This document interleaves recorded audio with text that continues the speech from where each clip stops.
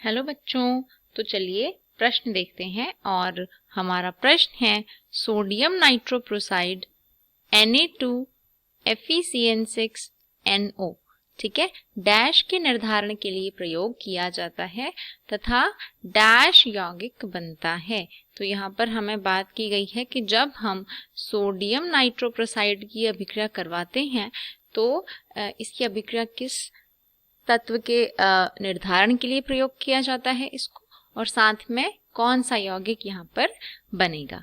ठीक है, तो सबसे पहले हम इसकी मुख्य अवधारणा की बात कर लेते हैं।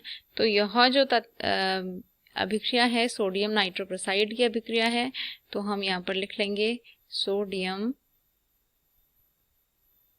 नाइट्रोप्रोसाइड। ठीक है, अब ये जो अभिक्रिया है इसके अंतर्गत एक्चुअली होता क्या है ये हम देखेंगे ध्यान से। तो जो सोडियम नाइट्रोप्रोसाइड है इसका फॉर्मूला होता है Na2FeCN5NO। ठीक है, तो यह है Na2FeCN5 है यहाँ पर ये, और साथ में NO, तो यह हमारा होता है सोडियम नाइट्रोप्रोसाइड। जब यह सोडियम नाइट्रोप्रोसाइड जो है इसको हम इस्तेमाल करते हैं तो इसका इस्तेमाल हम बेसिकली सल्फर आयंस, ठीक है, सल्फर आयंस के निर्धारण के लिए करते हैं। तो सल्फर का पता लगाने के लिए हम सोडियम नाइट्रोप्रोसाइड का इस्तेमाल करते हैं। और यह करता क्या है, सबसे पहला जो स्टेप है इस अभिक्रिया का वह है कि जो सोडियम है वो सल्फर के साथ अभिक्रिया करके क्या करता है, NaS यानी कि सोडियम सल्फाइड बना देता है। ठीक है, यहाँ पर हमारा बन जाएगा सोडियम सल्फाइड हमारे पास बन जाएगा। तो यह ये जो है हमारी अभिक्रिया की जो है पहला स्टेप है ये, और सोडियम सल्फाइड इज Na2S।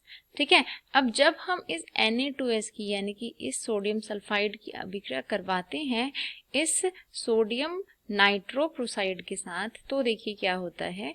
तो यहाँ पर बन जाता है हमारे पास Na4FeCN5NOS। ठीक है, तो इस प्रकार का एक जो उत्पाद है हमारे पास मिल जाता है। तो प्रश्न में हमें यही पूछा गया था कि सोडियम नाइट्रोप्रोसाइड किसके निर्धारण के लिए इस्तेमाल किया जाता है।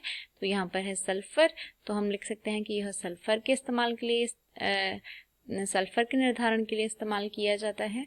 और साथ ही जो प्रोडक्ट हमारा बन रहा है अंत में वह है Na4FeCN5NOS, जो कि है विकल्प नंबर 1 में। ठीक है, तो हमारा जो सही उत्तर हो जाएगा इस प्रश्न का वह होगा विकल्प 1, यानी सल्फर के निर्धारण के लिए प्रयोग हो रहा है और उत्पाद बन रहा है ये जो उत्पाद है। ठीक है, और जो बाकी के विकल्प हैं वो आपके गलत हो जाएंगे। सही जो उत्तर होगा वो होगा विकल्प संख्या 1। तो मैं आशा करती हूँ कि आपको यह उत्तर समझ में आया होगा।